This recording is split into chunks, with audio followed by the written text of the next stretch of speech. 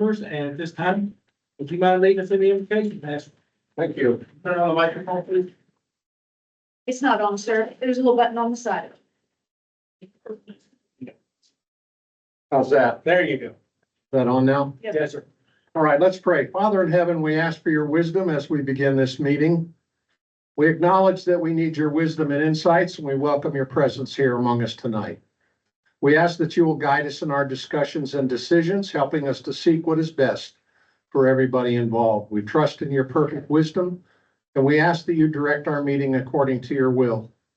You have said in your word, if any of you lacks wisdom, let him ask God. Well, we claim this promise as we start our meeting, and we trust in your provision. Thank you for being with us always. We pray these things in Jesus' name. Amen. I pledge allegiance to the flag of the United States of America and to the republic for which it stands, one nation, under God, indivisible, with liberty and justice for all. Honor the protection of the flag. Pledge allegiance to the Texas, one state, under God, indivisible. All right, welcome everybody back after the hiatus. We got a lot to do, so we'll get right to it. Public comments, do we have any, you got first, Mr. Sam Eason? Thank you very much. I have multiple topics. I only get 3 minutes. I have 9 bullets. My name's Sam Easton. I live at 1107 Mount Lane. I've lived here 12 years. First of all, thank you. Y'all have put in a fantastic team together. I love the way the election turned out. Okay? I mean, from the council to the mayor, to all the department heads, city hall. Y'all put a really good team together. I hope you stay and last and continue to progress. Second, fire engine. Holy smoke, did you see that we have a fire engine? Okay, that's incredible. We got to reuse, recycle, refurbish. We got a new engine. Number 3, municipal complex. Holy smoke. Y'all remember where we were 15 years ago in 2015 and where we've been trying to go? Okay. Oh my gosh, this team's been working. The senior center, it's the last agenda item. I hate to say this, I hope I don't disappoint people, but I think it needs to go. Okay, we need to pave this parking lot so that we have someplace to park for this wonderful municipal complex we now have. And I realize this is y'all's discussion, you're getting where you can. Next, opening an engine push-in, please, you need to have one. And we need to have a engine push-in and we need to advertise it. I want a towel. Thank you very much. The wastewater treatment plant, again, things that have been, that we've done in the last 10 years. Can you believe that is it actually happening? They do anything out there? Okay, okay. Coordination with the county to supply water for the future. Holy smoke, that's really amazing what's happening. I saw that the state legislature dropped the ball. Okay, and that's out of your control. But thank you. Okay, so you're working on that. Bullet number 8, you still have a lot of work to do. There's a tremendous amount of work. It's a big mountain ahead of you. Try to keep this team together. Okay, y'all are doing good work. I hope the next election turns out just like the previous one. Okay. And then my last bullet, again, I want to say well done. I think y'all have done a fantastic job. You're working well together. I'm proud to have the council, administration, public works, fire department, police department. Thank you. Okay. I think you're all doing great. And Rome is now a very proud place to live. And one more bullet, can we get a new city limit sign that has the population of the last census, which was 5 years ago? Noted. Thank you. Thank you, Ms. Eason. Appreciate it. Moving on, number 3, announcements from mayor and council members. You can see the upcoming calendar is pretty full. A lot going on. I want to highlight the June 14th Splash Days at the city park. It was awesome last year. We hope to make it better this year. try to get it a little bit better every year. The fire department does a great job with that. So, is there any announcements from council? Yes, I have 3 announcements relative to library activities. First one is that the summer reading program starts on May 28th, and it'll be running through July, I believe. So we'll have events every week for children, adults alike, I believe somehow. Yeah, I think we got a reading program for adults this year. Board member openings and volunteer opening opportunities and application forms are available at the library. If you'd like to be on the board, talk to me and we'll find out. And we're trying to have new Saturday hours. Currently, the plan would be the first and third Saturdays of each month from 9 a.m. to noon or 10 a.m. to 1. You've got to flesh that out. So this is going to be volunteer staffed. And I just like to point out one thing is the summer reading program. The first event is going to be held at the Aurora Baptist Church.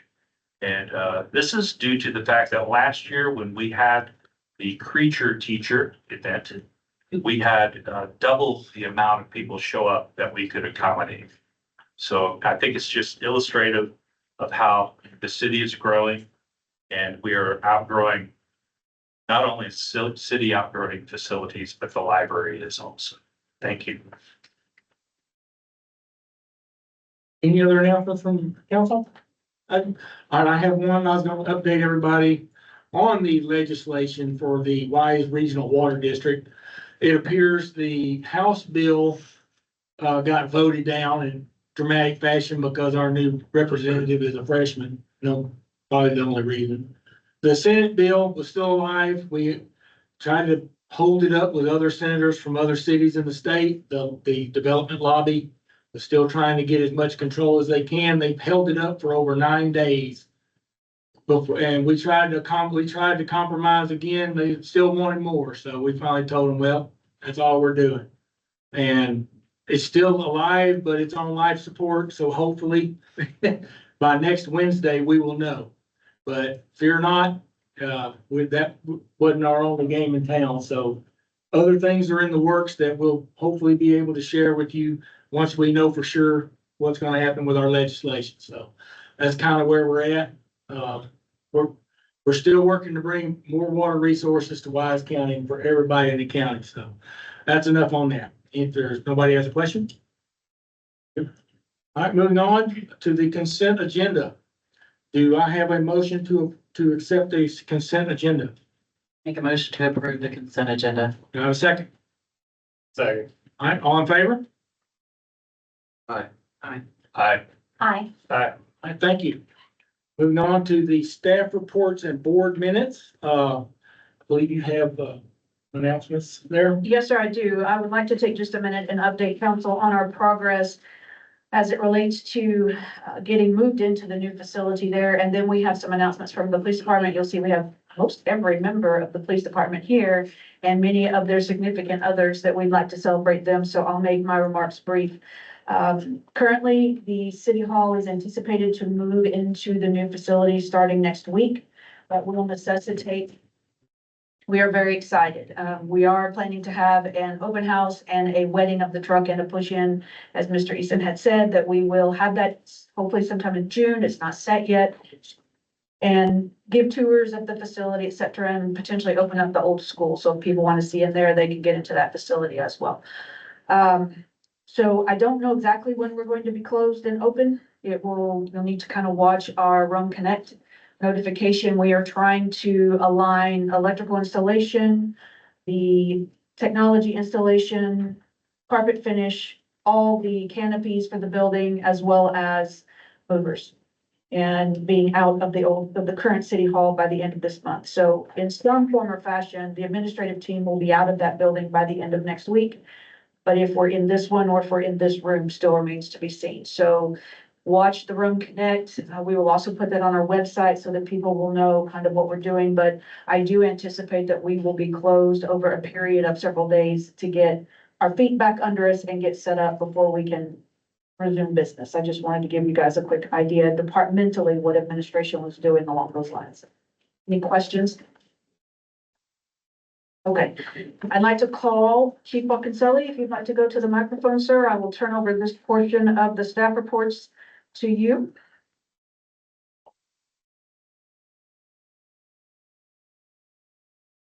Good evening. Tonight I have the pleasure of swearing in our newest officer, Officer Erin McGuire. She comes to us from Keller and then from Jacksboro. She brings a unique skill set. She's a hostage negotiator. She's also a drone pilot. During the recruitment process, I received so many phone calls commending her, telling me what a great officer she was, that I would wake up in the middle of the night thinking my phone was ringing for another person calling to tell me how good she was. I will say that the time she's been here, she's lived up to her recommendations. So I'm proud to have her as part of our team. So Erin, can I have you come up here?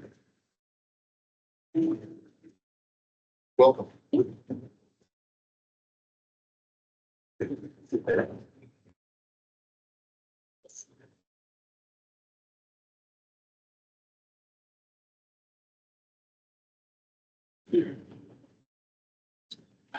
Huh? All right, raise your right hand. In the name and the authority of the state of Texas, I, Erin McGuire, In the name and the state of the authority of Texas, I, Aaron McGuire, do solemnly swear or affirm do solemnly swear or affirm that I will faithfully execute the duties of police officer that I will faithfully execute the duties of a police officer for the city of Rome, state of Texas, for the city of Rome and state of Texas. and I will, to the best of my ability, And I will, to the best of my ability, preserve, protect, and defend the Constitution preserve, protect, and defend the Constitution and the laws of the United States and the laws of the United States and of this state, so help me God. and of the state, so help me God.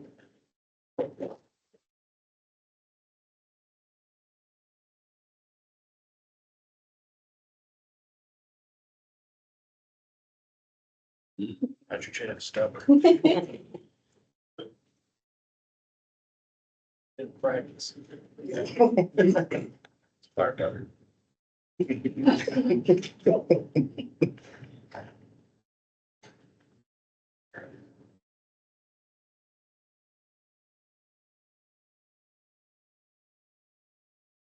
Everybody together for a photo, you got to squeeze in a little bit.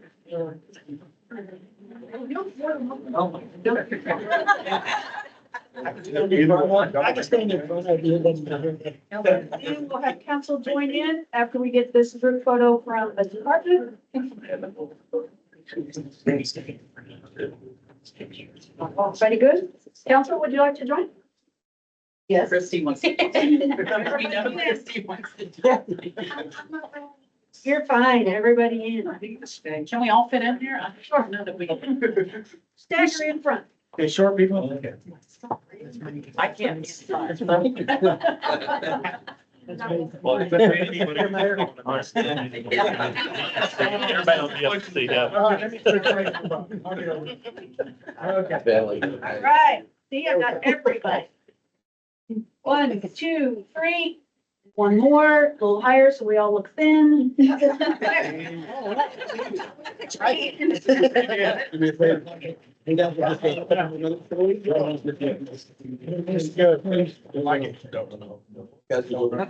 Welcome aboard. Good to have you. It's at the end. I'll never need you. That's it. Yeah, nice to have you, Ben, Appreciate I got there. No, we're not, no. I gotta bring up my glasses. We stay up here? Thank you. Congratulations. So I get to make a second announcement this evening. In January of this year, I had the honor of accepting the position of Chief of Police for the city of Rome. Since that time, I've been both proud and impressed by the positive attitudes and dedication of the officers serving this department. These men and women consistently deliver professional police service, not only to the citizens of Rome and Aurora, but they also frequently assist the Boyd Police Department and the Wise County Sheriff's Office, often doing so while serving as the only officer on duty. Their commitment to public safety frequently goes unnoticed, but tonight I have the distinct pleasure of recognizing one of those officers for his outstanding police work and dedication to the community. Chris McLean. One center.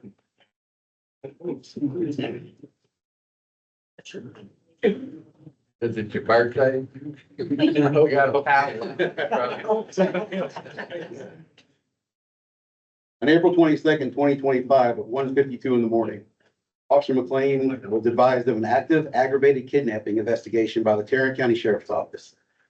He was already familiar with the case due to an earlier pursuit through Wise County involving the suspect and the kidnapped child. The suspect was believed to be at the Love's Travel Center in Rome, but neither McLean nor Boyd PD Cannon Officer Holder located him there. McLean set up surveillance nearby and contacted Tarrant County Criminal Investigations for updated intelligence. Learning the suspect had used a baseball bat to forcibly abduct the child. At 4 o'clock in the morning, McLean and Holder spotted a vehicle matching the suspect description exiting Highway 287 onto 114 and speeding through the Love's parking lot.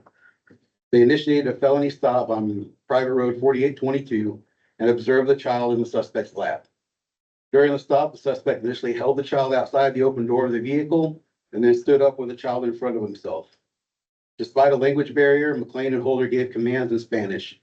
The suspect was uncooperative at first, but ultimately placed the child in the front seat. McLean then safely took the suspect into custody without injury to the child, the suspect, or officers. The child was unharmed, released to the Tarrant County authorities, and returned to the mother. The suspect was booked into Wise County Jail without further incident.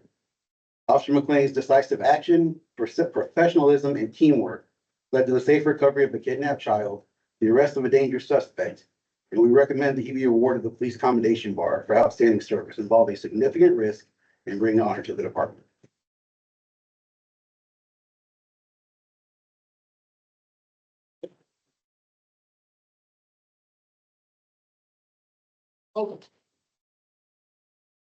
This is Officer Holder from Boyd Police Department. He was the other officer that was working with Officer.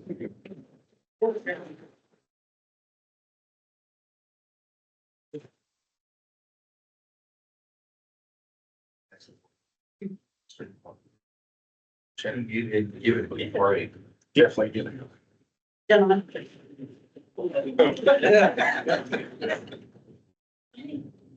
Yes. School calendar.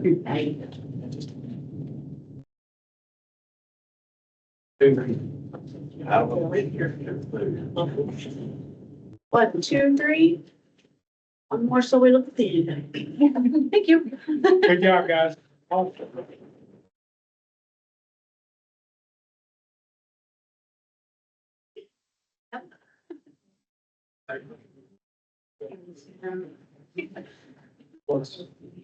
Yeah, we wait here for the. Your turn, sir. Yep, you got the mic.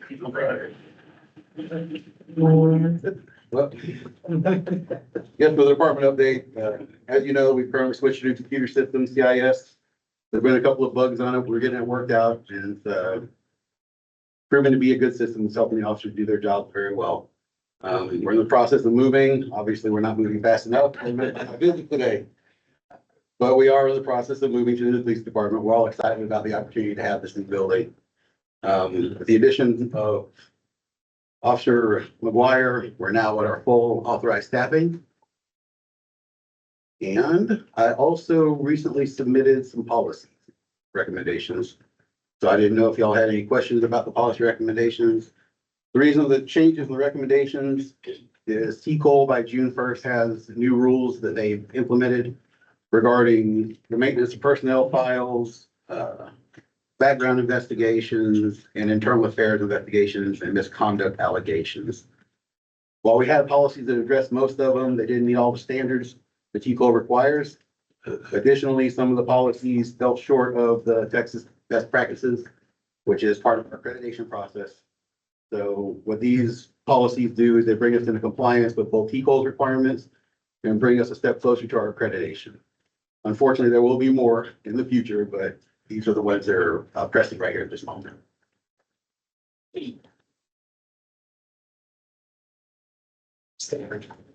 Then we'll get, have to be our next thing on the regular agenda. If you got any more sheep, it's your department, buddy. No, sir, I'm just proud of men and women, and I'm honored to come here. We paid a visit to my last police department yesterday to get an idea on some property, room maintenance and files and stuff like that. And at Richardson Police Department, they all asked me how I was liking it, and I told them all the same thing. I've had several days where I was like, what did I get myself into? But I've never regretted a moment of it. So, thank you very much. Thank you, Keith. Appreciate it.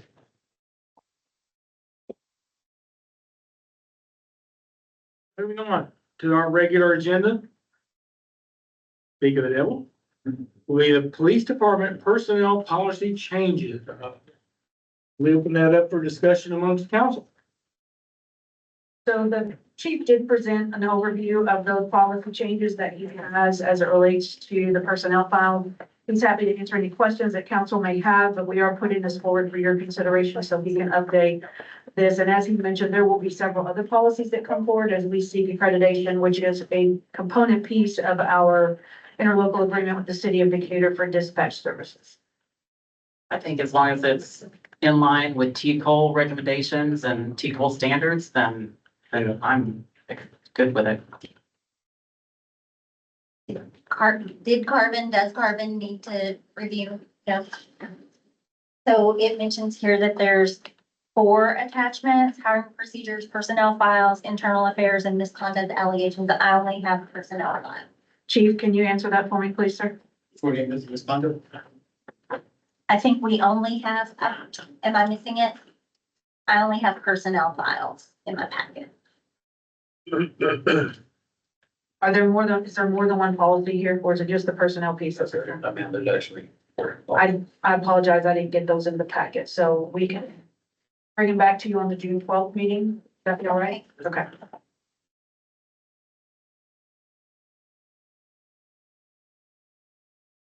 At this point, we'll just table this item until the next meeting. Okay. All right, moving on. Budget adjustments. Thank you, Mayor. All right. Yeah, this is often not an interesting subject for folks, but it is for me. So I did present you all with an agenda memo or an agenda commentary, which gives you an overview of the budget adjustments.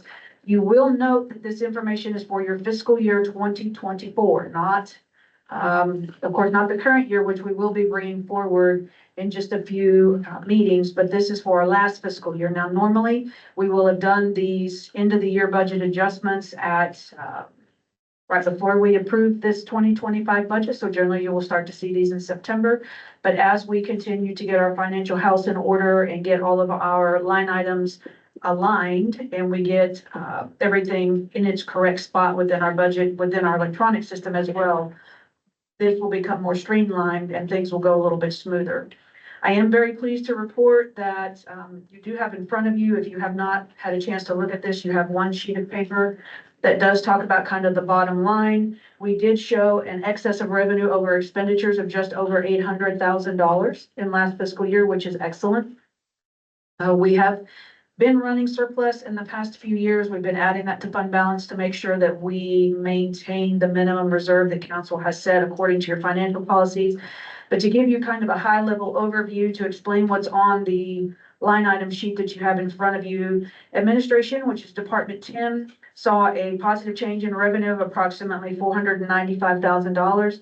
That's about 22% increase in revenue for the community. Most of that is due to sales and use tax overage that was budgeted conservatively. One thing I do believe in very strongly is you do not over budget and lead the council down one path and then come back to them at a later time and say, I'm sorry, but we missed our predictions. So we did budget conservatively. We did exceed that number. You see that in the explanation in your agenda commentary, just that one line item for sales and use tax was about $308,000 in excess of what was budgeted. We also had some additional overages with franchise fees and miscellaneous funds, but the biggest piece was in sales tax. Expenditures, we did see an increase in that of 9%. Most of that was affected by the CPA and the accounting work that we had done in the last fiscal year. You will recall that partway through that year, we had a finance technician who was on staff, that we eliminated that position and we brought in the CPA on a consultant basis along with the pre-audit team that gets everything ready for our actual final audit each year. We had talked about this through the year. These were things that we had discussed, some of those changes being offset with the elimination of that position.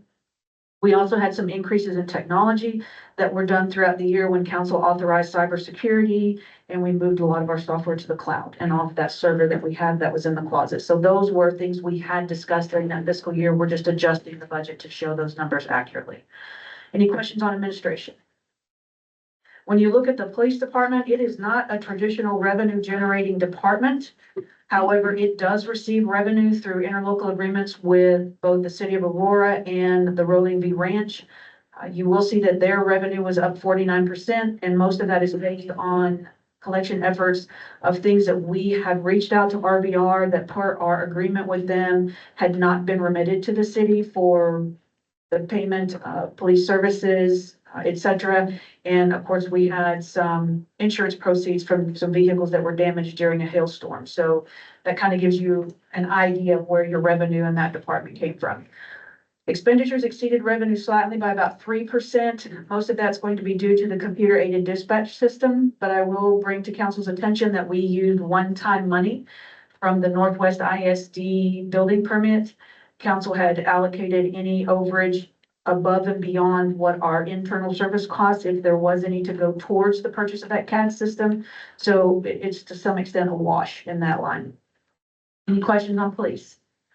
Municipal court both was down in revenue and expenditures. Revenue was down by about 19%. Expenditures, though, were also kept in line by approximately 22%. As part of that budget, we have a pretty significant line item in municipal court that has to do with their collection agency costs. We don't collect it, we don't pay the fee, and that line item was down. So that did affect that particular department. Also, when you have overall revenue that's down, or the overall number of revenue associated with citations is down, you also don't remit as much to the state and the taxes line item. And so that was down. It doesn't affect our general fund. It's just one of those accounting lines that we have to keep track of. Any questions on municipal court? When you look at fire and emergency services, now that is a different fund. Oddly enough, when it was set up many years ago, it had its own checking account, so it was kept separate. As we continue to work with the CPA firm, I would like to bring fire and parks under the actual general fund. We're all one big happy family. We need to make sure that we're tracking it all in general fund so that we don't necessarily have these administrative tasks of transferring from general fund to fire fund and from general fund to parks fund. I mean, they're all departments of the city. Be that as it may, we did have lower than budgeted fiscal numbers in revenue for the fire department, fire and emergency services this year. Some of that is affected by money that RVR paid that was slightly lower based on just their contractual obligation. And then the county, the money that they allocate to us is a formulary that changes every year. This year it was off by about $15,000 or $20,000 based on what the county had actually paid out in reciprocal services for us to provide fire and EMS response in this part of Wise County. One of the other things that Chief Estes and I talked about is the department is no longer doing the Fill the Boot campaign on the side of the road. We talked about that last year as part of our budget conversations. This has just become far too dangerous with the amount of traffic that comes through here on our service roads and with the amount of folks traveling and traversing back and forth across the bridge. And so that is something that he and I agreed it wasn't worth the $15,000 or $18,000 that we had budgeted in the budget for them to risk life and limb standing out there to collect that type of money. So that was eliminated. When you look at expenditures for the department, you see that their revenue was down 8%, but so were their expenditures by about 7%. We did incur additional costs for apparatus repair and replacement, but that was still contained within the budgeted number for that department, so they did not exceed their authorized funding. Any questions on fire and EMS? Parks and Recreation is basically a neutral fund. We this year transferred $3,291 from general fund into Parks and Rec in order to balance the amount of monies we had to expend out of that department. There are not many changes. However, I am anticipating once we get some of these critical issues triaged and we get moved and settled, I would like to talk to you all in the coming fiscal year about seeking some parks grants to do some upgrades to our Rhome Family Park and see what we can do to bring that added service to the community through, a lot of times those are matching grants, but I do think that our community would appreciate any upgrade to the park. And frankly, with us having the Christmas tree lighting and having the Easter in the Park event and the other things, we're seeing good turnout and people are really enjoying that part of our community. Any questions on Park and Recreation? So then moving to your other large fund within the budget, you have the utility fund. You can see there's a lot of information here with utility fund. Revenue was actually higher by about 17% for this fund. A lot of that had to do with the fees that we collected from RBR for their water sales. One of the things that Mr. Dominguez noted was we had an error in one of our metering systems whereby we weren't capturing the entire amount of water we were selling to them within our normal means. And so he did a lot of mathematical calculations to arrive at the difference, and we billed them for said difference. And so he was able to collect those funds on behalf of that department. So I'm very pleased to say that we caught that and that it's been rectified. When you look at expenditures for utility fund, that was also up about 10%. Now, I will give you that information with this disclaimer. You will recall that we had significant overflows at our West wastewater treatment plant this past year. We had about $160,000 worth of outlay to pump and haul and to repair that plant, which kind of necessitated a lot of the discussions that we had before the bond election and the replacement of said plant. So 10% is really not bad in overage as it relates to those expenditures. We also had some maintenance and shop supplies, water line maintenance that we didn't anticipate just from emergency breaks that really can't be helped. So all in all, their expenditures were up by about 10,000. If you look in your agenda commentary, the overall financial impact, which does match what you see on your 23-24 budget amendments sheet, the excess of revenues over expenditures of approximately $810,000 in the general fund. Fire and parks funds were revenue and expenditure neutral based on transfers from general fund. And the utility fund actually had excess revenue over expenditures of approximately $112,000. So I'm happy to answer any questions, but this is how we ended up for our FY24 fiscal year.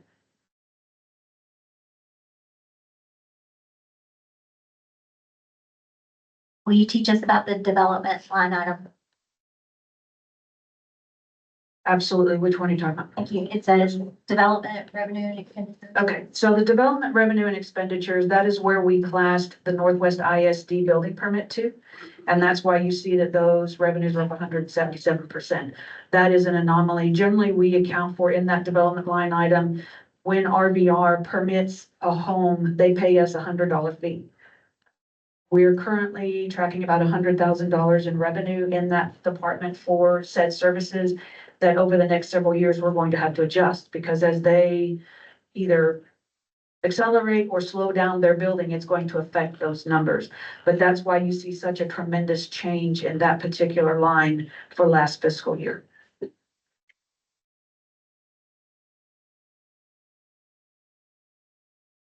Any other questions?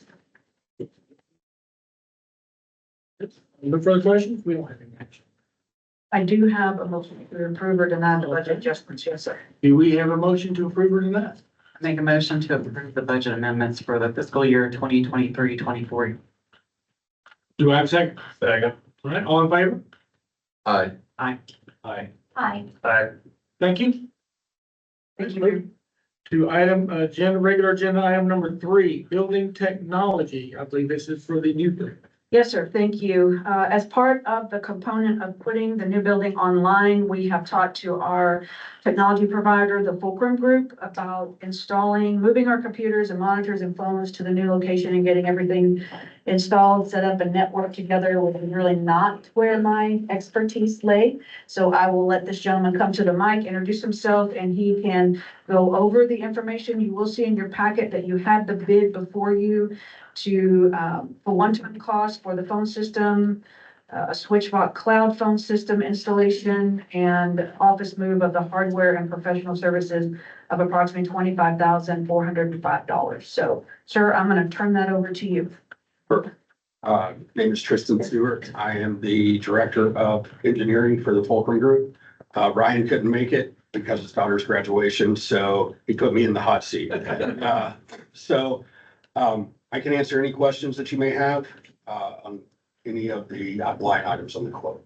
So just to bring to council's attention, we've used Fulcrum Group for a couple of years now. I believe when I first came in 2.5 years ago, this was something that then Chief Divas, who was serving as interim, had negotiated with Fulcrum to come in and provide technology services to the city. And since then, we have really done a good job of upgrading our cybersecurity, our computers, replacing outdated and obsolete equipment, and identifying a path forward that keeps Rome where we can respond to what citizens need relative to technology. This particular plan not only has the one-time fee, as I mentioned, to move everything from the 2 different locations and set it up in the new building, but it also has a option for us to replace our current phone system with one through Fulcrum. From our initial calculations, and this is something we're still trying to get our phone company on the phone, sadly, as that may sound, to find out, it looks like we may save about $300 a month if we go with them for phone services. Right now, we're paying about $650 roughly a month for phones.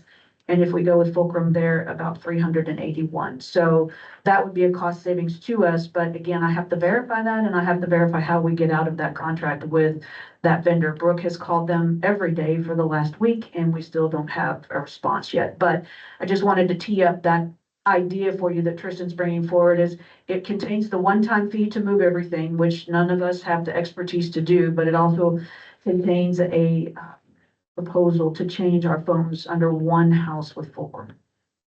So this is the same, I guess, software or same package that we're moving from the old city hall to the new one, As far as hardware goes, yes. or hardware? Yes, we've got 2, Phone. yes, no, we've got 2 engineers that are gonna be on site to move all of the equipment from the existing building to the new building. So make sure it works. Yeah. Okay, so it's not an upgrade, it's just moving it. Right. Only. And if you think about, I'll tell you, Mrs. Ty, that was kind of my initial reaction, but we not only have all of the laptops, all of the monitors, all the phones, all the internet, and it's not just at administration, it's also the fire chief, the public works director, and all of the things that the police department has, which is an extensive list. When you think about their body cams and their recording systems and all of their other things. Mr. Loftus, would you like to?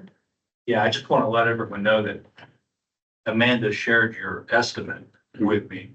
My past is, I used to run an MSP. And I had a similar move, about the same size and everything, that I quoted for a client, so I dug that estimate out. So it was very much in line with what you have. I just want to let you know that, so I'm not alarmed by the amount here. Perfect. So, That sounds good. now, does the new phone system can include a virtual attendant?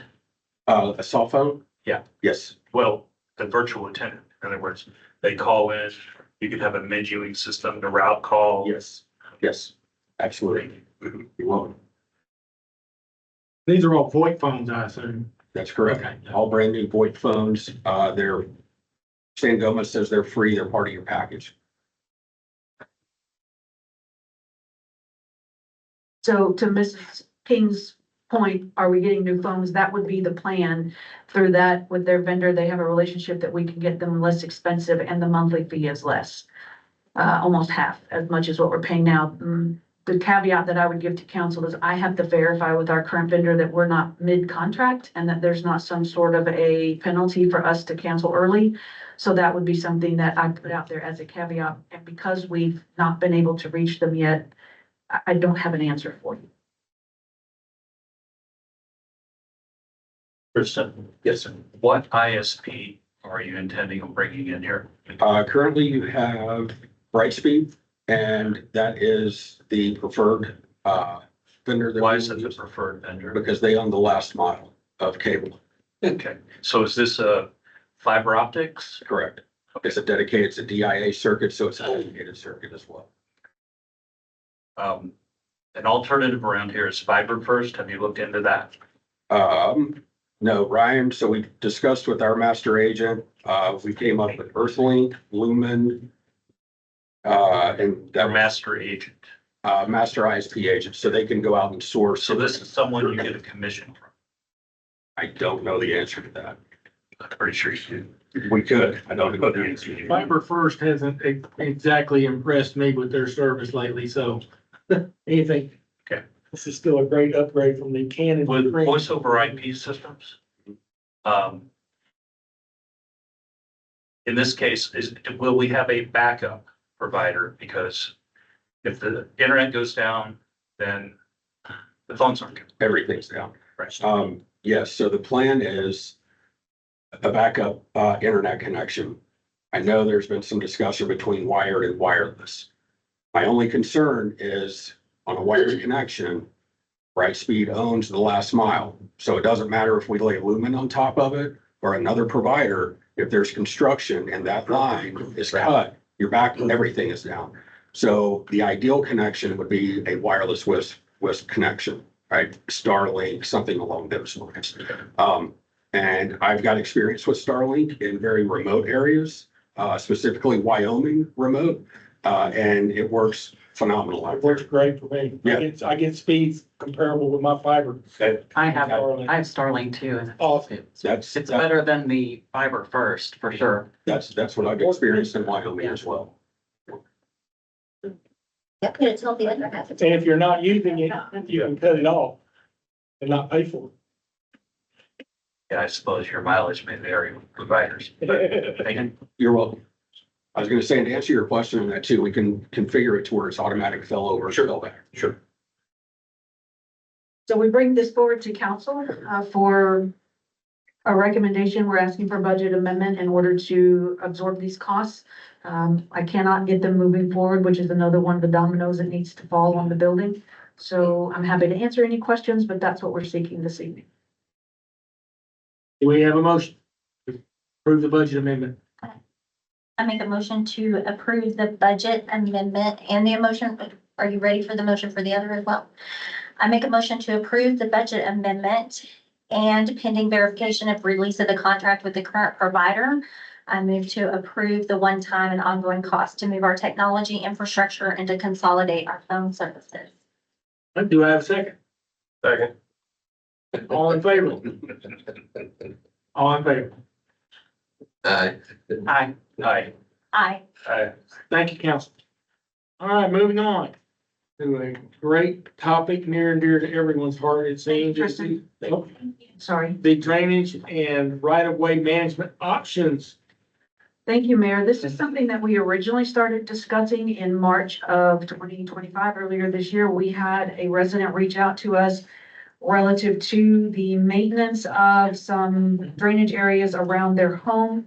I believe he came and spoke to council about said issue, and I do have a presentation that I can put up for you. You also have a copy of the presentation in front of you.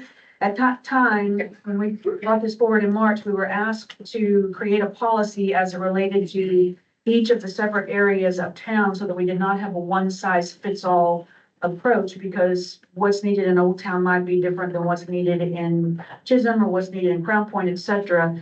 But I do need some additional direction from you all prior to crafting said policies. Brooke is going to pull up our presentation right quick as we navigate our cybersecurity to get in.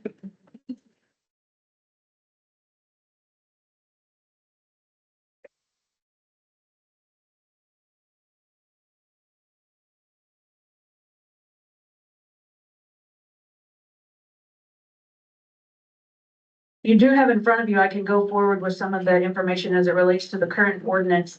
You'll see on the second slide, which should be on your front page, that we do have one as it relates to drainage. It is ordinance number 2021-23. So this was recently reviewed in 2021 and updated. It does state that in a variety of situations, it is the responsibility of the owner or adjacent property owner to routinely maintain all the creeks, streams, and natural drainage ways on his property. It also includes periodic removal of fallen tree limbs and underbrush, mowing and removal of trash and debris, and general upkeep to maintain a positive flow of stormwater within the drainage way. It goes on to say bar ditches and culverts are also the responsibility of the individual landowner or adjacent property owner. That is also periodic removal of underbrush, etc. And then property subject to a drainage easement shall be maintained by property owner or adjacent property owner. If you will go to the third slide on your printout, as it looks to the height limitations for weeds, grass, et cetera, it does say in section 6.03.004 that it's the responsibility of the owner, occupant, or person in control of property contiguous to the right-of-way easements and drainage ways. The grass should be no taller than 12 inches, tree limbs 7 feet above the sidewalk, 13.5 feet above streets, and 12 feet above in an alley.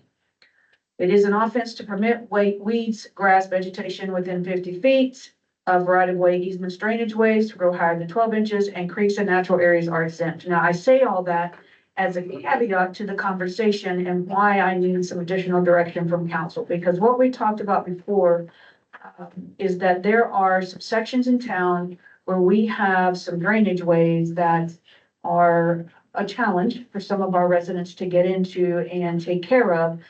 But it is either, that property is either owned by the resident or it is adjacent to, and it is their responsibility according to the ordinance to take care of that said area. We still having some challenges. It's not finding that. Okay, so then when you look here at your, and I apologize to the audience, we are working on a few things technology wise, but if you look at your slide deck that says Crown Point drainage at the top, y'all see that one? I added some yellow arrows in there for you, and this is the original drainage way that was brought forward by one of our residents for maintenance. They asked that the city mow and tend to that particular area. You will see in that slide deck, there is a photo of it right next to it on the right. And you will see in the foreground that it looks like fairly nice grassy area, which isn't difficult to mow, but you will see further in the back, the kind of lighter coloring and shading. Those are actual rocks that are meant to be in there to keep your undergrowth, your dirt and your grass from washing away in high rain events. Now, the interesting part about this particular area, I'll bring your attention back to the Crown Point drainage where the red lines on your map, do you see those? Those go back to back, meaning that property in that drainage way is owned by that resident. It is not owned by the city. So we do have an easement from which to go through and allow the water to flow, if you will, to take care of that. But it's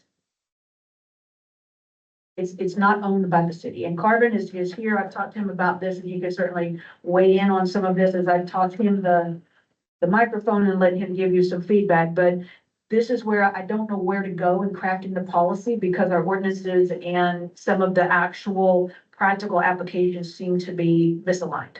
Carvin, do you want to weigh in on any of that? Weigh in wherever you have questions. Let me just start with the general proposition. Under the Texas Constitution, it is against the Constitution for the city to spend money on private property or private individuals, with a really big caveat, unless the governing body can make a determination that the expenditure serves a public purpose. So you can make those kinds of expenditures, you just have to make sure we're doing it, you're doing it, and it serves a public purpose, some sort of greater good. So in this example here at Crown Point, the city could determine to mow private property, which the city's not legally obligated to and arguably is constitutionally prohibited from doing, if you make a determination that that serves a public purpose. And those kinds of things would be, it's just safer for the city to use equipment that the city can acquire as opposed to, say, an individual. It may be hard to get to, maybe for individuals. I mean, there are a number of reasons that you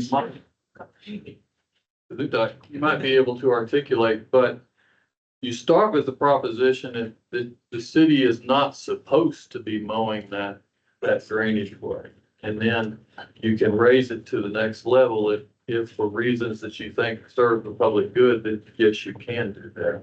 So I'll start with that proposition, and then I'll also say I've seen that alleyway and it looks pretty good in this picture. Yeah, it does. Parts of it are drawn up this high. So I was gonna say, the picture here, I go down, and past that, and it's always mowed there. I don't know who does it, but it looks nice. So I think these are currently being maintained by the property owner that's adjacent to, which is actually the gentleman who brought it to our attention. If you look at your next slide, which is that two pictures where it says Crown Point drainage at the top, you will see a little bit of a different view when you have in the foreground, you have some of the rocks that are there that they're clearly not mowing it over. But if you look towards the back, you'll see there's some taller trees that would grow into that area. Legally, this property is owned by the people whose fences adjoin it, based on the map that I showed you from the Wise County Appraisal District. So legally, the city is not, it's not our responsibility to go in there and maintain it. But to Carvin's point, is that the right thing to do? And that's something that we need to discuss as a council as far as that policy direction. You will also see in the picture just on the right that there are some significant water tunnels that go underneath the elevated area there in that roadway. Mr. Dominguez, would you join me, sir, up at one of the microphones? And you will see that there is actually a trampoline in that particular drainage way at the moment, but I mean, it's a good use of the yard. I mean, you have that extra space next to yours. And I do believe, as I said, that that homeowner is mowing all of this area. And so I need some discussion and some direction as to how you want us to handle this, because this one is unique in that some of our other areas of town, as you will see as we go through the present,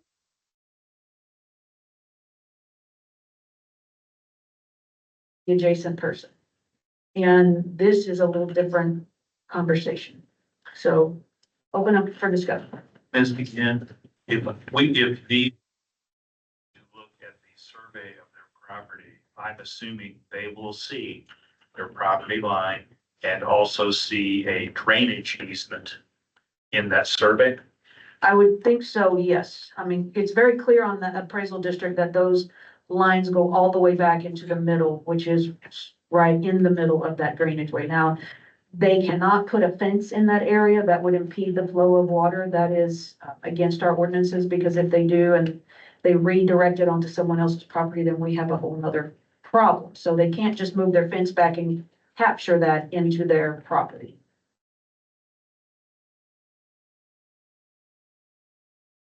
I can add one other just sort of law 101 too, just for considerations.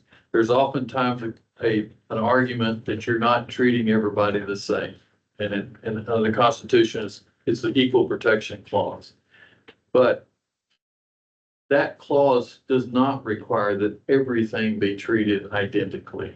All it really requires is that you analyze each situation and justify differences in treatment. So if one particular location is, say, very steep and requires specialized equipment, then that's a unique situation and it could be treated differently than, say, an open, clear pasture land that's fairly easy to mow with a push mower. So you're not obliged, when you're creating this policy, to create a one size fits all policy. You can customize it and justify differences by the difference in the topography or in differences in the water flow or in differences in things like that.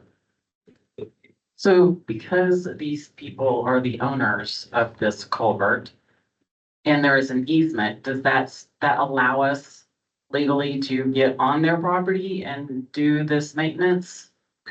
There are multiple kinds of easements, and so I don't have the specifics in front of me, but just in general, you would expect that there will be a drainage easement that does require them to keep it open for the flow of water to go across it, so they can't build, fences or buildings or things like that that's going to impede the flow of water. There's also usually a repair and upkeep kind of easement that's associated with that. So I don't have the exact language in front of me, but usually that would then allow us to go in and clear the right of way, to clear the flow and whatnot. So do we need to find that out before, if we decide that we're like, okay, the city's gonna come in and they're gonna help maintain this drainage So area? let me shed a little light onto this, because the individual that brought this forward did send me a document where the city had purchased right-of-way easement for this for $1 from the people who developed Crown Point, but my Hence our technology concerns. The internet is not working in the facility at the moment, so I cannot access my email to pull it up. Though it's relatively, yes, you would need to know that you have permission to go on somebody's property, and that could be obtained lots of different ways, and it could be even a temporary easement. If you, like when we do sometimes construction projects, we'll get a temporary easement to go dig the sewer or water line. So depending on how we structured it, we would want permission. It would be trespass to go on somebody's property without their permission. So what I have in front of me, Mrs. Ty, is a document of a 15-foot utility easement that was executed between the city of Rome and the Wilmont Development Company back when this was put in place. So I don't know if that sheds any light onto it for you, Carvin, at all. Generally, that's gonna give us permission to go on to it and maintain the easement. Hey, Mr. Dominguez, Yes, sir. this second picture here where it depicts all the trees and brush growing in there. What type of liability does that create for the person not cleaning that up? Does it create any at all, or does the city have a liability there, do you think? Or I'm gonna warn you, that's my area. You go right ahead. We'll Jump pass it right to in there. okay. Well, the general rule in Texas, if you impede the flow of water, and water generally goes downhill, you are responsible for any resulting damage. So if you make a change into the flow, you're responsible for that. Have these people been notified of their liability?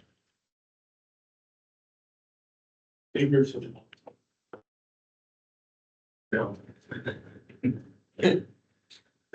Well, I quote the mayor real quick. He is correct. Ignorance of the law is no offense. So notification is not required in this circumstance. If a flooding event were to occur, and damages were to result due to their failure to maintain the easement, keep it free of debris and obstructions, then they might potentially be found responsible for the damage. But I think general common response, when you purchase your home, unless you sit and read every single document and every letter, you may not know that. And I don't know if these are the original owners back when the house was originally built, or if these have transacted into someone else's hands. I don't know the answer to that question. Yeah, I'm just curious if they were notified, would there be an effort on their part to rectify the situation? It should even be in the form of code compliance. You need to clear out the drainage easement. Yeah. Clear out those trees and everything that. Picture. I think the only thing that I'm worried about is having someone come in and there's rocks there that are keeping the erosion down. And they go and clear up those rocks because they're like, oh, there's these big rocks, and so I want to get them out. And then they destroy the whole thing, and then they flood something, and I don't know. Well, and I was gonna say, in Crown Point, and you're talking specifically about that, Ma'am? there hasn't been any No. issues. Oh, I'm sorry. Thank you, ma'am. I do think that, Mrs. Ty, that is one of the things that staff would be concerned about.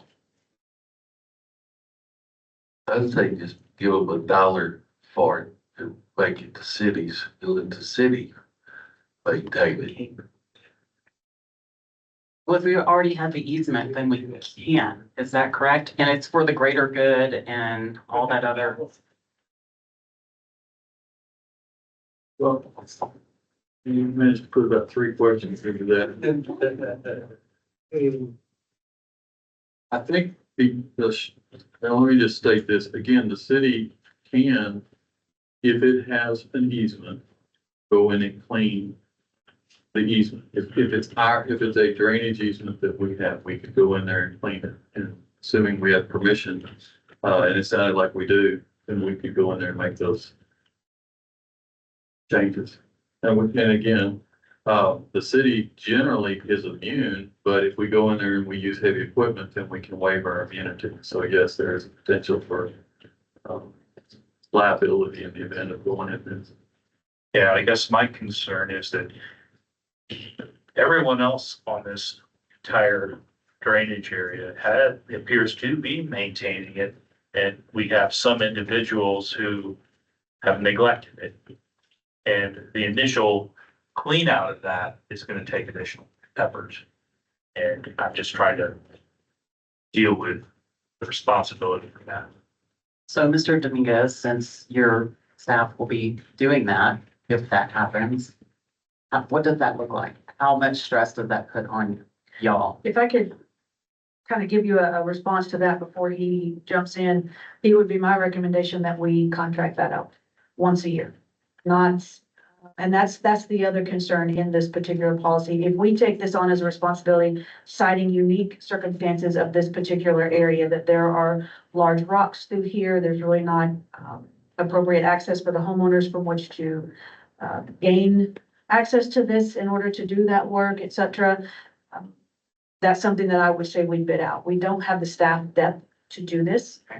We also don't have the proper equipment from which to do this. I would hate to have another public works tech down for weeks because they fell in between the rocks or they had a twisted ankle or something to that effect. So I think actually ROI would be better for us if we contracted it out. Now, to flip that coin over and argue the other side, I'm not sure that the residents that live in the grassy part are going to find that once a year of a clean out is sufficient for them. So we have a problem in here in that expectations are that if the city takes over the maintenance, that they may be mowing, maintaining, et cetera, this on a more regular basis than what is actually required, or to keep it in a more manicured state. We don't have the resources to mow this weekly. Is that something that we can let those homeowners know? Like, okay, this is what we're going to do, and we're gonna do it once a year. If you want to maintain it more than that, then by all means, I mean, So it's a policy question. If I draft policy as such, that in this particular drainage, given the uniqueness of the one that goes through Ground Point, the fact that it's owned by the residents and the city has a 15-foot easement from which to maintain, we will do so once a year. Throughout this area, we can mow this grassy part, we can pull out the big trees and the things that would impede and leave the rocks through the hiring of a consultant or a company to come in and do that. I think that's reasonable. That would be my recommendation to you as a staff member. I don't know if it's going to address the resident who came forward and is mowing this on a weekly basis. We don't have the resources, nor would I recommend to you that we mow this on a weekly basis. So therein lies kind of the direction. Which way does council want us to go? I feel like there needs to be a compromise. I mean, between the two, we can't do it every week or every month in the summer. We just can't do it. We don't have the staff, we don't have the equipment, but we can at least do something once a year to maintain it. Does Crown Point have an HOA? No, thank God. I wouldn't be living there. Once the year would probably be good for that homeowner that was talking about it. I just think he wants it cleaned. I don't think he wants it maintained. I believe once a year would be great for him. But on the backside of that, we were talking, I don't think it was the builder's intent for the homeowners to do it because they didn't put a gate back there to make it accessible. I will say, Mr. Johnson, this is not unusual. In many communities I've served in, the builder doesn't put a gate. And it becomes a big touch point for the resident in the city as to who is to maintain that. And in every city I've worked for, this has come up. Well, then you should have a solution. Yes, I do. Our current ordinance reflects what I would recommend to you, that the adjacent property owner is to maintain the right of way. That is customary in cities because we do not have the depth and the resources that cities may have had 50 years ago to perform said services for residents. So I would not recommend to you a change to our ordinance. The problem is we don't have a code enforcement division, and we've not been uniform in the application of code enforcement over the years, which is something that we discussed last fiscal budget preparation. And so to me, maintaining this uneven rocky area once a year is as far as I would recommend to you. I think that is Good with that. reasonable. I'm good with that. I don't know if I even feel that it's the city's responsibility or we want to accept the liability of doing it once a year.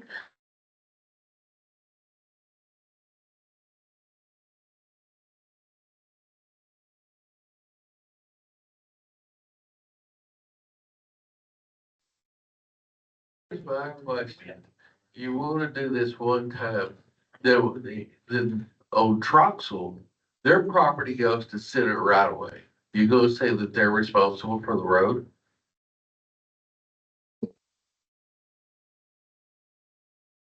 I don't think. Currently, we go to the right. Yeah, we,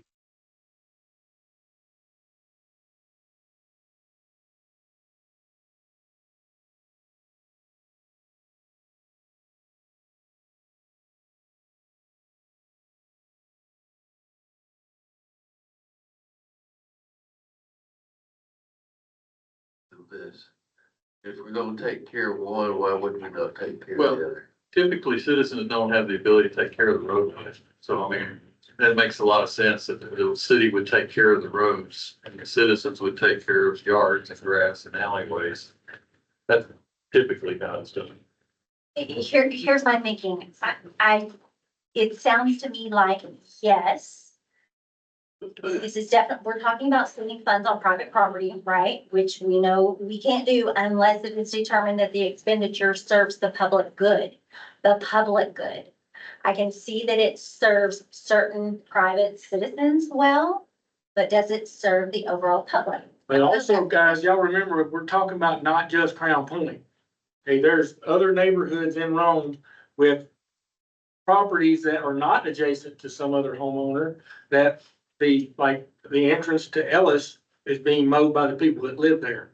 And then we just got all that land that was donated to the city in there that's gonna need bush hogging. It's a pretty good bit of land. It's like I say, it's not just the drainage bar ditches, and we have to apply something to these But other I areas. thought that's what Carvin was saying, that we don't have to exactly do the same thing for everybody as long as we're justifying. So I thought at this Yeah. point, we were talking first about Crown Point. So this one strip of drainage, would you consider that the public good then? Well, kids walk back here, or used to. Okay. The grass is too tall, and they don't do it no more, but used to, they do it to cut through.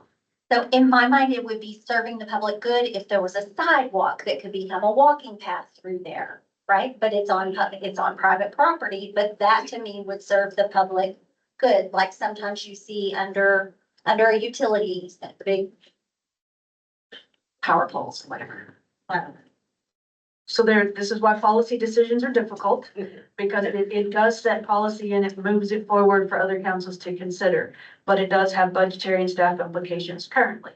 You don't have to make a final decision this evening. I'm just trying to ask for some direction so I know which way to go, because most cities do not maintain these type of areas unless, to Carvin's point, it is extremely dangerous, requires specific equipment, et cetera. I hear what you're saying, Mr. Johnson, that there aren't any gates necessarily behind, but that's not unusual in any community that I've ever worked for. The expectation is that they maintain it, but those cities have code enforcement from which each and every resident is notified. They understand that that's their expectations. And honestly, as part of the evolution of our city, we really, in the next fiscal year, need to look at some sort of code enforcement assistance. We just don't have that bandwidth on staff at the moment. Well, And it can be just as much education as enforcement, which is honestly more helpful than the punitive side of the citation, is how do we educate people as to what the responsibility is? I say if we do a one-time cleanup and notify the residents that that's theirs to do, then we should be all right. You know, is this something we could keep the ordinance the same, but then do we have to have some sort of caveat to that ordinance that this one time we're gonna clean it out, or? Was that aimed at me? Yes, sir, it was. Can answer it? Yes, I think you could leave the ordinance exactly the same and the council can periodically decide to have, you could call it whatever you want, to community cleanups or Yeah. something like that. And again, staff will need to budget and have to determine what's necessary and make a recommendation to you, and you can authorize that particular activity. Again, basing it on an evaluation, that it's serving the public purpose to do it. And I will just say, the courts in Texas have historically, they will defer to the elected public officials' determination by majority vote. When you guys vote and you determine this serves the public good, the courts have been very willing to defer to your judgment. So when you guys deliberate, you discuss it and cuss it and come to a conclusion, and by resolution, authorize an expenditure, there will be, I'll draft the language in there. Whereas we have determined that this serves a public purpose, and then that will be a finding that you're making when you pass that resolution. Are we gonna discuss the other neighborhoods before we, okay. Okay, so then moving on, and I apologize that we do not have the slide deck or the internet working so we can show it on the TV for our folks in the audience.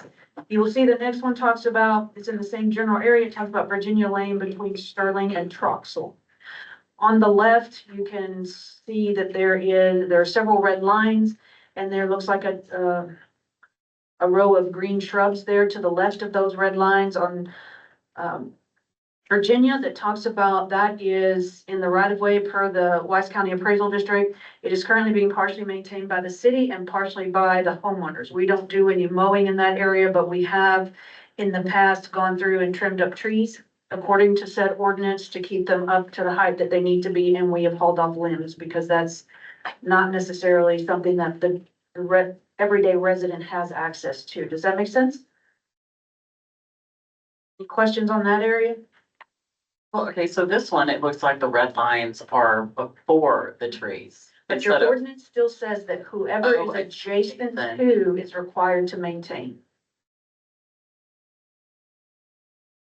I mean, there's not many cities anymore that you will see going through and mowing a 4 foot wide swath around the entirety of their city. It's just not feasible, and it's not a good use of funds to that end.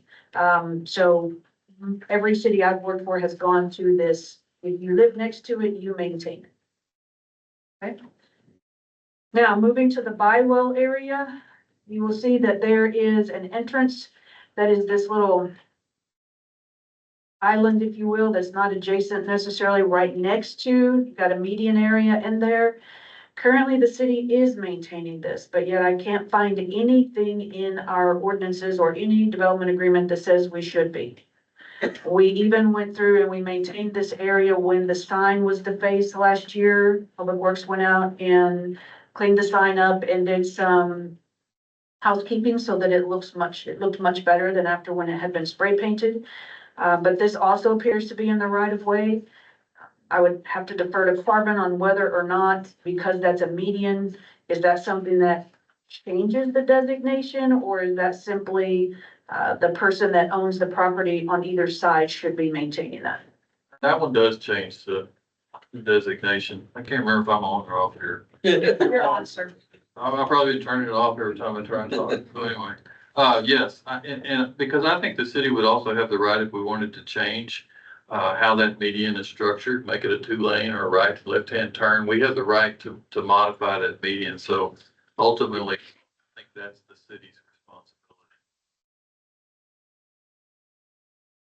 Now, we have had some feedback from the residents in Bywell that they do have bar ditches in their development that they apparently at one time, many years ago, the city was maintaining. And there are still some residents who remember that service delivery and do feel like that should be the city's responsibility, but according to your ordinance, that is not how that is to be handled within the city. Does that make sense? Okay. If you will look at the Ellis entrance, we have a long area through that is currently being maintained by the residents. We've also had some questions on this particular piece as to who should maintain it. It also has a little bit of an island or median, and based on what Carbon is saying, I understand how we can proceed with that. But that particular mowing of that, and Mary, you might be able to shed some light because I understand you have helped in this particular area. I don't know how wide that is, but The mowing of it should either be handled by Hat Creek Development, which is on either side of the long drive approach. And then anything other than the median ought to be maintained by the two homeowners adjacent to the right of way as you come into the development. That's normally who's been taking, the fine ladies that have been taking care of that, and gentlemen. We've had several going out there, it makes it look awesome. The grass is about 8 feet on between the road and the fence. Roughly, you say about 8 feet of grass. And normally we just take turns mowing it. But Hat Creek Development is the first I've ever heard of that, because Northwest ISD owns the north side of that. Now. Yeah. Now, and now Hat Creek Development, I guess, is who owns the south side, which is not the city limits. Either one of those is outside the city limits. I did have a resident come forward and bring the idea that Hat Creek Development may own those, so I apologize if I have misquoted. I haven't looked it up on CAT. so Yeah, I they just, Northwest ISD just acquired it within the last year. Okay, Now, that, on either side of that entrance road, I don't know, I was always told the fence and that right was belong to the city. Now, that's supposed to be, belongs to the city, what I was told, because that's where the street signs are and everything else. And then we've also got the problem of the new land graciously donated by Miss Makis in there, and that's a pretty sizable chunk of land that we can't do nothing with, that's gonna need to be mowed. we'll get, Bush hog. that's my next set of slides, because that's got a little bit of a different connotation Okay, to it than this The one. entrance way, is that something the city's gonna do, or we do? We just need to know. Okay, so I have a question. Wouldn't the landowners for that road that's going into the neighborhood, the two massive fence? landowners? It's just like a house where you have to maintain it up to the That's out of the roadway, city right? limits. Okay, but From the Then fence if to it's the in- road is in the city, the road itself, from fence to fence, is in the city limits. okay, if it's in the ETJ, then we can't do anything about it. It muddies it very much. Okay. so. Not to mention, I think you're gonna run into some satisfaction issues with the folks who live in Ellis. Even if we could compel them from which to maintain that little strip driving in, if they did it once a quarter, it would surprise me, and that's really probably not what you want to see driving into your neighborhood. It's gotta be mowed at least once every 2 weeks, or it gets like, oh yeah, it's unreal. Now, we run into the issue with the median, if the city is going to maintain that. Again, I would suggest it get contracted out. I don't know that it's gonna be kept up to the standards of what the residents have been experiencing, so we're going to have some discussions on expectations. We don't have the staff team to mow this once a week or twice a week, and therein lies some of the, That's who normally does it. Some of the challenges. So they've been keeping it up with the Knights and everybody else. A lot of people come together and keep that. absolutely, and I understand that's very altruistic on The their only behalf. question is the common area we're about to get to and the strip going into the entranceway. I don't know if the city's gonna mow it or do we keep mowing, cause we have to spray that fence, weed eat it, and then keep the thing mowed, or it's just gonna end up being like a green tunnel. Well, if we're not gonna do any of the other neighborhoods, then we can't really Well, do that. Marvin, She's, that is a valid okay, position. I just wanna know one way or the I'm other. not- Most of us just wanna know one way or the other. I'm unclear that from that picture, is that also the city limit line? Yes, Okay, so there is some grass yes, in from, the city from limit, this fence to this fence is in the city limits, Inclusive of the fence. inclusive of the fence. The fence belongs to the city too. To Ms. Ty's point, one more time, equal does not necessarily mean the same, as long as we can justify it. Yeah, that's, So it doesn't, I mean, it's different. So each one of these is different. That situation to me is different than what they have over Crown Point, well, different than Crown Point, for sure. that one seems to be a little bit different too, in that the adjacent property owner is not subject to the city's jurisdiction, so we don't really have, our ordinance doesn't have any power over that either, whether it's the ISD or whether it's the Top Hat or whoever you said it was. At Creek. In any event, there would be nothing wrong with us, and I say us loosely, the city mowing that, to choose to do that for Well, and that's, I think, back to our conversation of crafting it per the circumstance. We can certainly craft the policy to reflect that because of the ETJ issues that we're dealing with. However, what are the council's expectations? Is it once every 2 months, once a quarter? Do we want to hire a firm to do this every 2 weeks? What direction am I taking for this? Can we, instead of thinking of those expectations once every week, once every 2 weeks, to keep it in line with what we have as far as code enforcement, what would that require? Be no more than 12 inches. Can, absolutely can. I'm just saying, I think that some of the residents have a different expectation of. Then they can move it.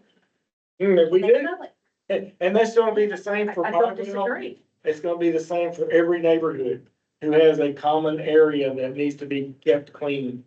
But You're it's, gonna have to have your but it's policy. not the same made for- because they are all different. I got that. I was just saying, your policy is going to have to address each and every Yes. specific thing because this thing was set up so wonky that there's no way to have a blanket policy. We can certainly use our code enforcement that's currently within the ordinance as a guide. I don't think. And then if there is a desire for a resident to mow it in the interim, they also have that right. The only way we're gonna be able to keep that zoo land clean that that lady's given us is to have somebody with a bush hog come in there twice a year and mow it. So moving to this slide, this is Ellis Drainage Ditch. Yep. You will see that there are two different sets of slides for this. This is the property that Mrs. Makis is deeding to us. We're about to finish that up and get it filed with the county where it is transferred into city ownership. You will recall that's about 5 acres in this particular development.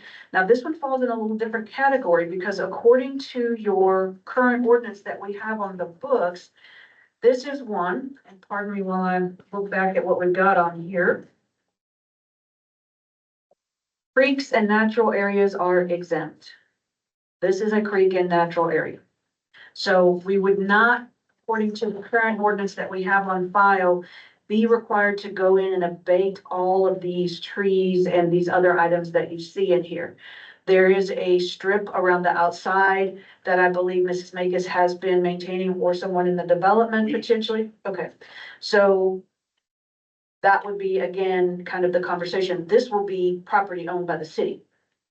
If we are going to maintain it, then that's a different story that we will need to adhere to our code enforcement. And once it hits 12 inches, we'll need to either send someone from Public Works out to mow that, or we'll need to contract for someone. Stuff clogs up the culverts and constantly there all the time. Yeah. Any questions on this one? A sticky wicket. Well, I think this one's gonna be different too because the city owns it. I think the city's ultimately responsible for maintaining a property of this size, 5 acres. And to the extent we have lots in town and we have to maintain them. So we can To our certainly own ordinance. put that on our cycle of business. Once it hits 12 inches and it becomes out of compliance, then we can go out there and mow it down. Well, and I would just say, I'm not saying what you said was wrong, but I would think the city would have an ongoing duty to maintain the property. So whatever that means, that means cutting down brush occasionally, trimming trees. Correct. That, all of that would be the city's responsibility as it would any other owners. Okay. Questions there? All right, so then looking at the last one is the Chisholm entrance. This is in the right of way, according to the Wise County Appraisal District. It has the median. The property owners there, I do believe that the school maintains one side. I don't know who's maintaining the median of that development. Do you all? Was the Priest family. It was the Priest family until I believe the school district cut off the water as they're building there. And so now it is not quite as green as it's pictured here. I got a comment. I just now realized this, so. And correct me if I'm wrong, but the city limits ends on the north side of the road. So that is outside the city limits. I believe the roadways are City of Newark. They're Newark? Well, I believe that is true. To the north end of the edge of the road is city limits, and I've always told everything south of the north. You know, the road itself and south is Newark. we'll do some checking on that one, and when we draft the policy, we'll leave it out, because that wouldn't be something that we maintain. Okay, so unless there's any other conversation or direction on this particular issue, I will work on drafting a policy based on the feedback that I have received, and I will talk to Carvin about any of that as it relates to the ordinance. Carvin, I don't think we determined there was any change to the ordinance, did we? Don't think so. Okay. I don't think so. I would just add one other thing. There's also the possibility, if you want to enter into interlocal agreements with other jurisdictions, that is also an option. So with the ISD or Newark or some of our other neighbors, we could enter into maintenance agreements. Okay. Moving on. All right, moving on to item number 5, appointment of the mayor pro tem. Thank you, Mayor. This is one of the annual items as is required by legislative directive that we select a mayor pro tem each year. As you know, Mrs. Ty has served in that role for the past several years, and I am bringing it forward for council to consider for the current election cycle. We will need to do so this evening. She's had practice, but change. Can we nominate now? Can she speak? Does she have a desire to continue to serve? Well, it's so easy now. I mean, before, it was like, I had to do it all the time. Yeah. Now that Mayor Crenshaw's here, it's super easy. So if somebody else wants to, then by all means. Love to be. All somebody's got to do is make a motion. Motion to nominate Michelle Ty to be pro tem mayor. Thank you. We have a motion and a second. All those in favor? Aye. Aye. Aye. Aye. All right, thank you for volunteering for abuse for another. Thank you. Thank you. Thank you, Michelle. All right, now moving on to item number 6. This is my personal baby. I would like you to step to the microphone. It is my belief, and I really truly believe we need to put another elevated water tower in Rome. We've got one, and our subject matter expert here, I'd like to ask, how often do those things need to be maintained, elevated tower? Mayor, everything is different, but for the most part, you want 5 years, 10 years, 15, 20, all the maintenance comes in different stages. I'll kind of go in the history of it then a little bit. When was our current elevated tank due for maintenance? It was due, so that tower was installed in 2006. So we've missed a 5-year mark, we've missed a 10-year mark, we've missed a 15, and we keep counting forward. At what point did, what other means do we have to pressurize our water system? We currently do not have another means of pressurizing the system. If that tower goes down, that is all we got. That is our resort unless.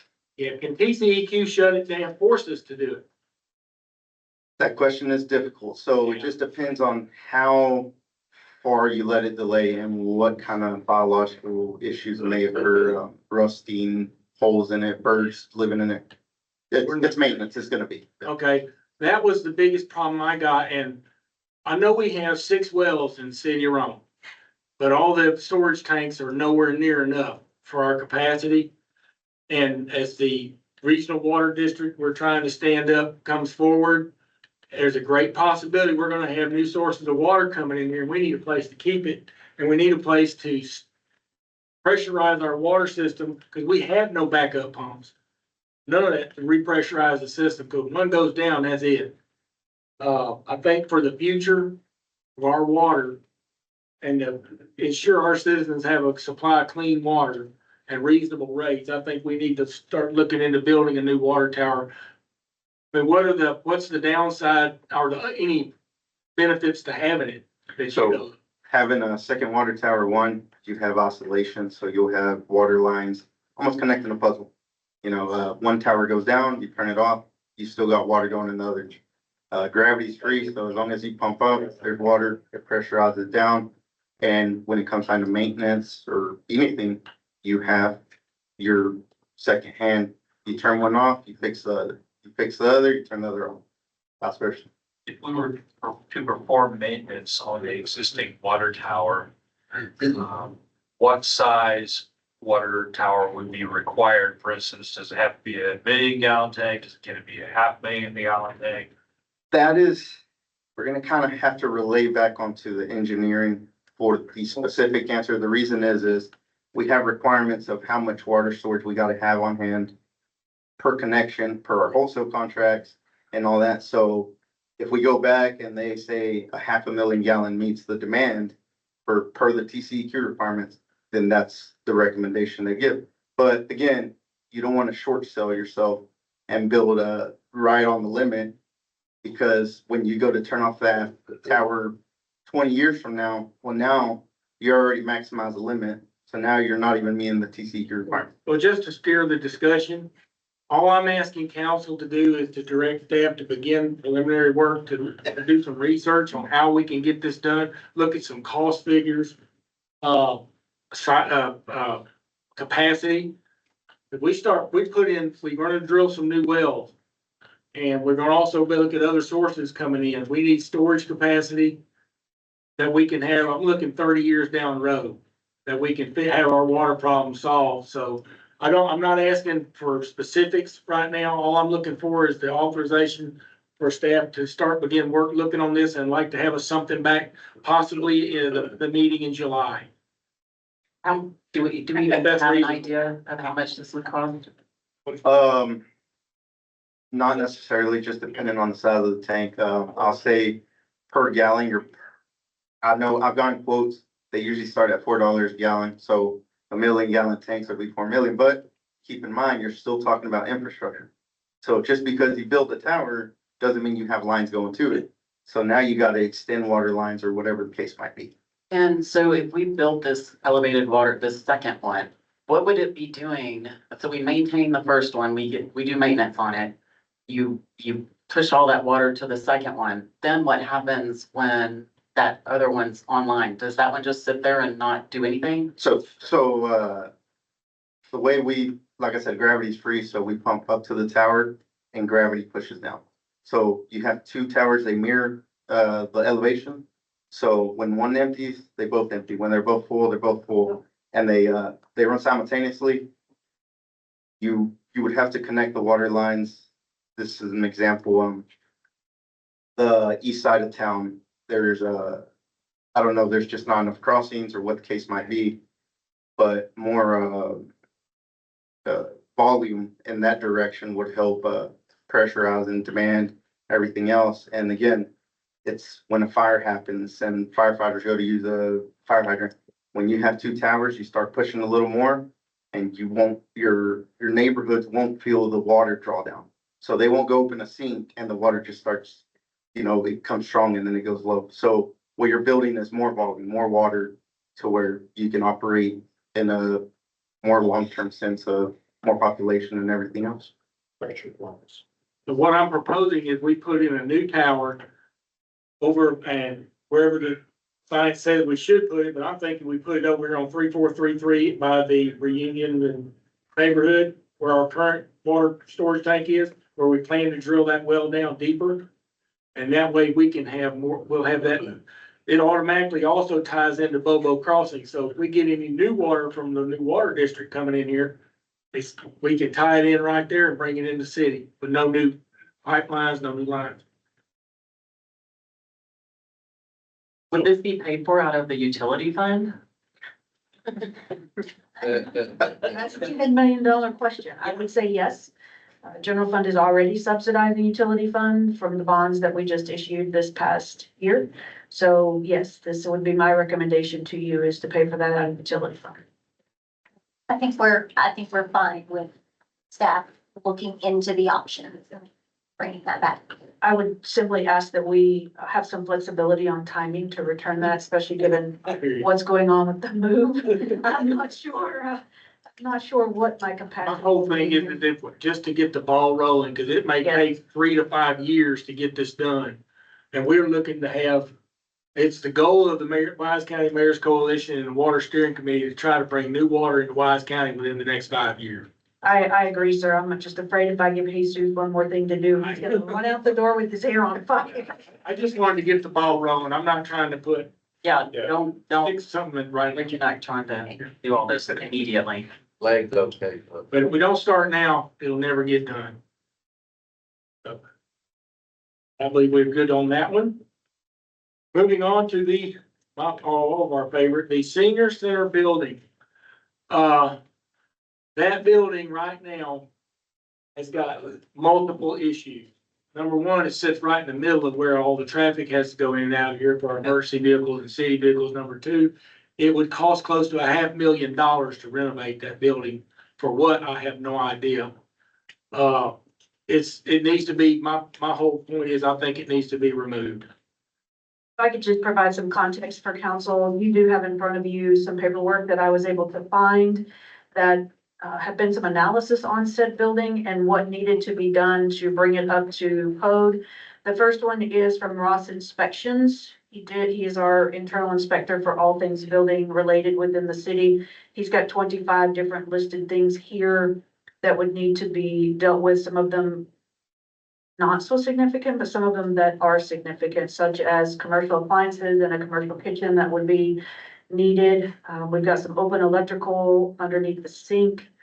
I do know that the water heater is not up to code. It is installed flat on the floor. That would have to be raised and properly ventilated. None of the bathrooms are ADA compliant. Those would all have to be upgraded and dealt with. There's some open piping on the north wall, and there's an open electrical on the south wall. We also have holes under the building and some other things of that nature. Just to kind of give you an idea of the things that a professional who inspects buildings has kind of given us a once over of what might be needed. I also have the second page in those documents that I've given to you is a very high level cost of what it would take to rehab it. And there are several different things listed there that it needs: new insulation and sheetrock, new windows, new flooring, new cabinets, countertops, painting. The roof needs to be inspected for damage. There's subfloor that needs to be replaced. You have asbestos that's likely going to need to be abated in said building, given the age, et cetera. And this is only one bid. So I want to be very clear that this is not a comprehensive look. We just did some preliminary research. And the bid on this project from this person was approximately 300,000 at a very high level. And he does state in here that they would need a more detailed budget in order to give you hard numbers. In the same vein, on the third page on that packet that I gave you, there is also a quote to demo the building. If council wanted to give direction in that particular area, that quote comes in at about 12,000. Now, this was done back in February of this year. I don't know if those prices still hold, but I wanted to give you all some parameters as you start to talk about our facilities, because you will recall, this is not the first time we've talked about facilities as it relates to buildings that are owned by the city of Rome. I will be bringing you forward a proposal to potentially change the old city hall from what is a zoning designation that we do not actually have defined of school city use, which is not within our comprehensive planning document or our zoning documents, and to change that to something that is either retail or commercial, so that we could either lease it or sell it, or have someone move into it that could maintain the historical value of said building to the community. Because we have documents, we have photos going back hundreds, I mean, just years on that particular facility. And if you've not been in it lately, it's just a shell. So we will be bringing that forward to you. With the advent of the police department from its current facility into the new city hall annex, we will also be bringing forward a proposal to either sell that building to its highest and best use as commercial along a major thoroughfare throughout the city of Rome that could then generate tax dollars and sales tax revenue, hopefully, and or to use it for some other purpose that the city may need, because we need to get, as we have discussed, and I think Mr. Loftus, you and I worked on a list of properties that we had last year. We need to have a policy and a path forward for some of these areas that the city owns but is not currently using. So this is something to consider. You all know that the fire department has been clear in their concerns with the building and the current location in which it sits. I do think that if the community ever makes a decision to actually rehab the old school, that building was not, I don't believe, on the original plans or the plans that were submitted to be used. So I would put this forward for council to make some decisions or to consider what you want to do with that facility. So I'm all about saving history, but I'm also practical. So, and I understand that that's prime real estate for parking. But I would like to, I mean, if we decide, if we're gonna demo it, I would like to keep those bricks and somehow implement that into a design city hall sign or something and have the bricks on the outside or a walkway or something where you can save some of those bricks and make it into something that's part of the city. And I've heard that those bricks are also pretty good to sell, like people will buy them, so maybe it would lower the cost. Yeah, I belong to a subreddit group called Abandoned. And I've actually posted a photo of the old senior center out there. And folks were speaking out saying, oh, can we buy it? And that's my thinking too. Has anyone ever expressed interest in purchasing the building for either reclaiming materials, reuse, or just moving it? I don't have any inquiries since I've been here with Rome, but that we're not also actively marketed as such. So that is something to consider if council wants to Yeah, look into that path. I'm wondering, would it be possible for us to market it as, and allow people to bid on possibly purchasing that building or the materials? I'm just curious. Auctioning it off, I would be fine with that. I do want to, I think everybody knows that having an opportunity for our seniors to gather is near and dear to my heart. Having a place for us to fellowship and commune, not just seniors, but other factors of our population is very important to me. So I don't want anyone to think that we're saying, oh, either whether we auction it or demolish it or whatever we do, that we don't value those opportunities. We're just looking for something better. And I think even use of some of the other facilities that we have might become. Well, another idea is that what a little bit of money that it would take, or the money would get matching from the county, I'm looking to try to get that. This room right here, which has Marie Moore's name on it, we probably deserve to have a little nicer building too. We could upgrade this room, upgrade the kitchen, the bathroom, upgrade the comms units in here, make this an EOC, a community center, and a meeting hall for council. I think it'd be a heck of a lot better use of funds, but if we try to auction that building off or sell it, I would ask we put a time limit on it, and if it doesn't sell, bulldoze it. We gotta get rid of it. We can't wait. We can't do something within 90 days, or I'd say 60 days.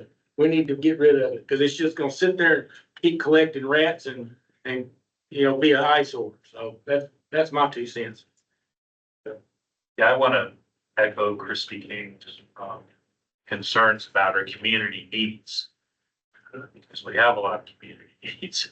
And, when we're sitting here looking at a potential $300,000 to $500,000 bid on repairing it, I guess my question would be, if we truly need a community center in the future, if we were to, if another organization were able to get a grant, would the city be willing to match that grant?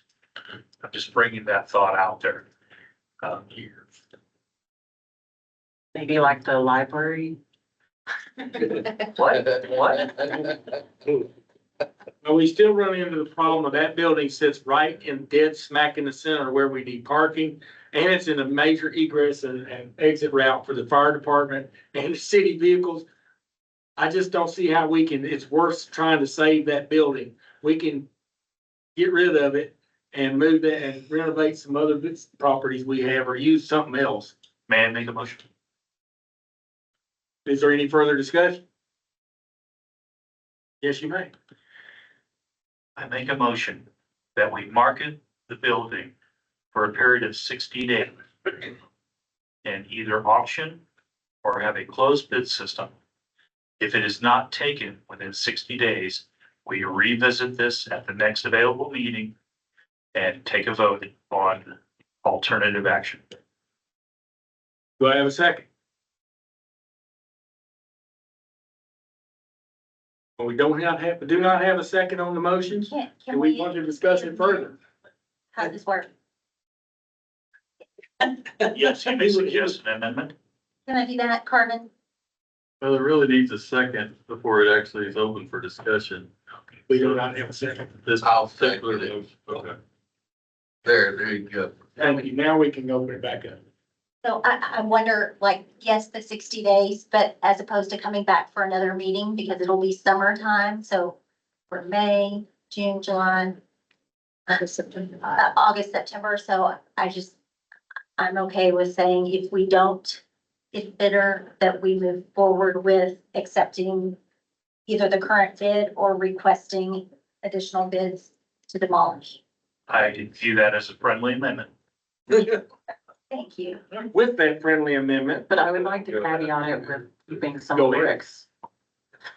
Still want to keep some of the bricks. that can be arranged. Yeah. With some preservation of history. Well, when that time comes, we will revisit this and when we get ready to do if we can't sell it. So I have a motion on the floor to put it up for auction, try to sell it. If not within 60 days, we move forward with demo. Do I have a second? For bid demo. We had a second. No, we did not have a second. I thought I seconded it. Okay, I did not hear you. Thank you very much. All in favor of the motion? Aye. Aye. Aye. Aye. Thank you very much. Okay, guys, at this time, pursuant to section 551.071 consultation with attorney, pending or contemplated litigation, settlement offer to seek advice from attorney. Topic is Prairie Point Development. It is 7:48. We will move into executive session. Oh, yes, they're gonna do that. Consecutive. You can't put it.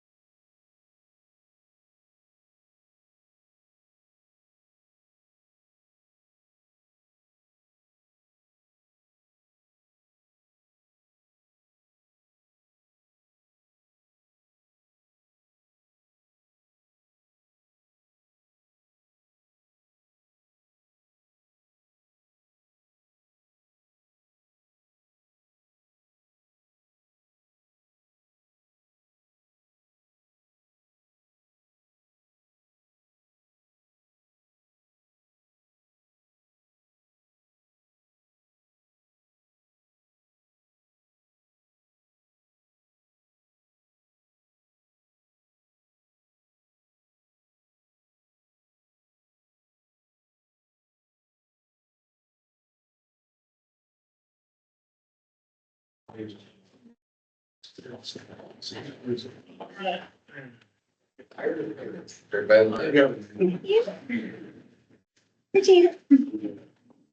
is now 8:19. We return from executive session. There's no action as a result of executive session, so do I have a motion to adjourn? Can I bring up any